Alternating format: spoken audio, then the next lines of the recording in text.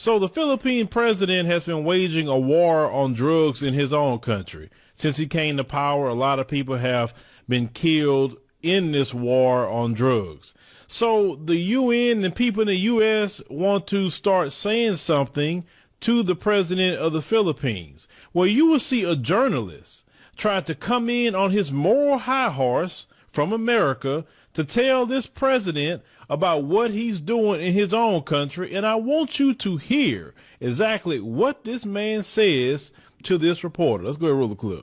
Yes, sir. May I help you? Mr. Mayor, Mr. President, at the risk of being shot down, the numbers of people who have been killed on the streets of the Philippines since you came to power 6 weeks ago have risen to around 1,000.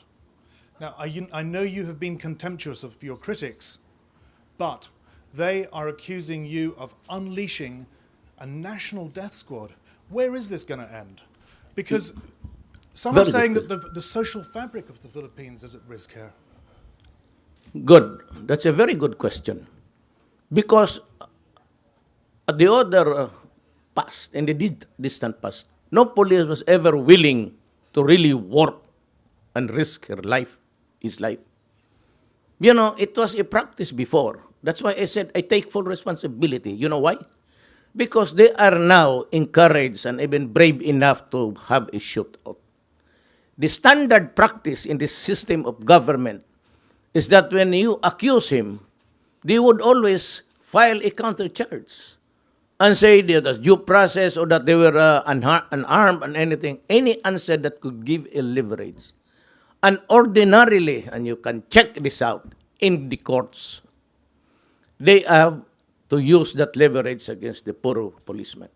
Now, remember in this country, no lawyer is provided for the policemen and the other men and the security officers when they get into trouble with the law. They are left at the mercy on their own. That was the policy before, and in the previous ones, they are left behind. So when I was mayor, I told them, go ahead, do your duty.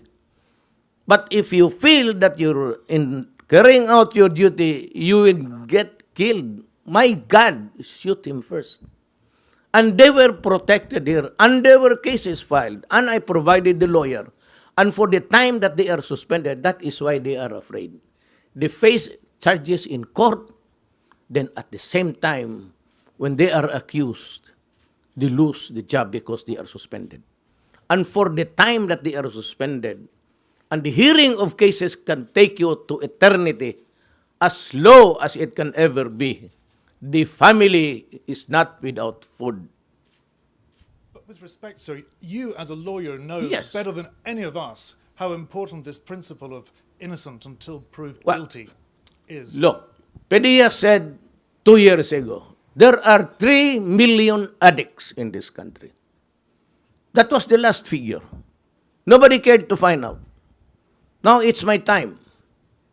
So, 2 years ago, between 2 years ago and now, how many do you think were hooked into drugs? Let us give it incremental increase of about, just be liberal about 700,000. So 3,700,000.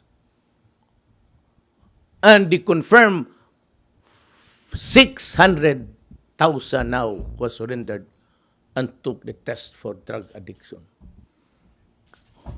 How do you call it? Just a problem? Is just a police problem?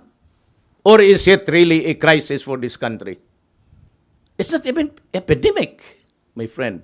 It is pandemic. So what am I supposed to do as a president? Empower the military and the police, for after all, they are there to protect the integrity and preserve the people of the Philippines. At the risk of gun law, sir. It can happen. It happens in America. They're shooting the blacks there. It shows on TV. It shows on TV. What's the difference between America and the Philippines? Nothing. So what is surprising here is surprising to us. We say policemen, they're shooting a black guy there. How many times had it happened in the past? That's why you have the violent demonstration. So, would it surprise you and me? Almost the same. One case only, 3 cases here. So what? It involves the same principle. Say, for every 1 black there dead, you have about 5 here. And so, does it make this world more livable because there is less killing? When you shoot a black there dead, what is that? Is that not appalling? When you bomb Syria and Iraq and you kill communities and you kill children and old people and hospital, what is it? And why is it that United States is not doing anything? I do not read anybody in that stupid body complaining about the stench there of that. Look at the iconic boy that was taken out from the rubble. And he was made to sit in the ambulance, and we saw it. So what's the difference? Life of a criminal, or maybe he was really rubbed out. We cannot discount it. But what do you think what the Americans did to the black people there? Is that not rubbing out also? I say, well, it was just one community there, one state of America. Well, but you have there about 10. So what's the difference? Are we here for the counting or the basic principles of human rights? Almost the same. Okay, thank you, sir. Now, when I heard the video, I watched it with a big smile on my face. I was like, yes, put him in his place. Tell him exactly what they do to us in this country. You think the whole world don't see when black people are shot and killed? You think the whole world didn't see the Eric Garner video? The whole world didn't see the Charles Kinsey video? The man had his hands up on the ground. And then you try to go and to other countries like you some sort of moral authority. You have lost your position as a moral authority in America because all the killing you doing to the black man and black woman. They watching all these videos. They watching your reaction. They watching your media's reaction. How you try to side with those who do the killing and try to demonize the victim.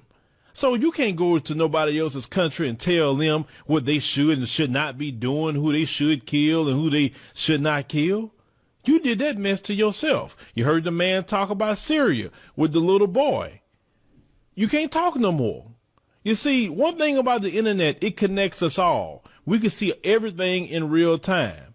There's no way now you can hide when these things are happening to the black man and black woman. The world see it. So when you go wagging your finger at other countries, they can say, oh, no, no, no, no, no. I seen these videos. I seen what you do. Why is your citizens in the street protesting all the time? Why are they doing this? Why are they doing that? So you got to give an account for that. So before you go and tell somebody else in another part of the world, just remember, they got every right to tell you about yourself and what's going on with the black citizens in your country. Now, what the racists are going to say about this one, the black phobics? What you going to say about this one? You going to complain? What you going to say? His country's a hellhole. His country is this. It's always an excuse. But you ain't got an excuse about it because you should be embarrassed. You should be embarrassed because this man is sitting up here and calling you out on your stuff. But it is what it is. Stop killing people. Stop taking pleasure in it. Stop justifying it. Let's get along in peace. Let's try to fix our problems and our issues in this country. That's it. No more, no less.